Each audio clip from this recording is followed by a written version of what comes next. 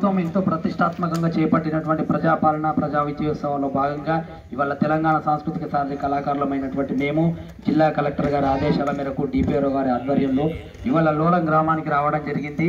ఇప్పుడు మన తెలంగాణ గవర్నమెంట్ చేపట్టినటువంటి కొన్ని అభివృద్ధి కార్యక్రమాల మీద 1 ఇయర్ అయింది కాబట్టి తెలంగాణ ప్రభుత్వం వచ్చి ఆ 1 ఇయర్ అయినటువంటి సందర్భంలో చేసినటువంటి కొన్ని అభివృద్ధి పనుల గురించి పల్లె పనులను చెప్పాలని చెప్పేసి తెలంగాణ సాంస్కృతిక సారథి కళాకారుల్ని ఇవాళ ప్రతి గ్రామానికి పంపించడం జరుగుతుంది. దాంట్లో భాగంగా ఈ అభివృద్ధి పథకాల గురించి కొంతమంది సినీ రాజకీయ నాయకులు వచ్చి మాట్లాడితే ఎలా ఉంటుందో చూద్దాం.